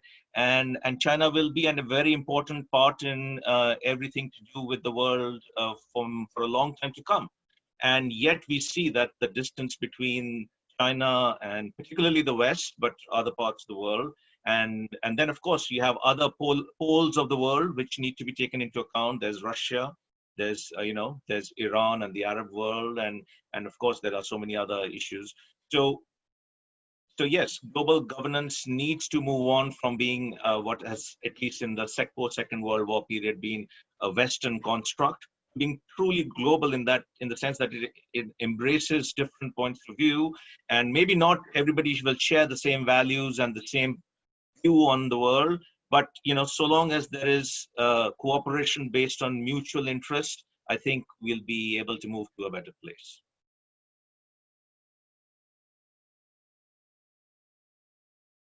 Oops, sorry, I didn't know I was muted. Thank you, Abhik. Thanks to all of the panelists today. We didn't get to all of the questions that our audience members have sent us. We'll have to keep them for a different forum. I want to thank Sarah and Michael and Christina and Abhik for a really, really, really stimulating panel, and for raising more questions than really settling any. I had no illusions that we would be able to settle any. And for launching the series of talks that are part of the Yale International Alliance. I'm thankful to the audience members and encourage them to continue to be with us in the future. And Nicholas, if you're still with us and want to say a final word, if not, I think I'll have to close the screen. Hello. There you are. I just want to give one final shout out to everyone. Thank you so much for spending your time with us today. And for everyone to find out our other webinars on climate change, the role of corporations, resilience, please check alumni.yale.edu, our website, and you can find the links to everything. So enjoy your your weekend, and please stay in touch with the Yale International Alliance, because our goal is to really help. Again, we may not be able to solve all these problems, but I believe we have a network that we can begin to plant seeds and make an actual difference. So have a great day, everyone, and take care. Thank you, Nicholas. Thanks Bye, everybody. Thank you. I'll It's be great in fun. touch. Thank you.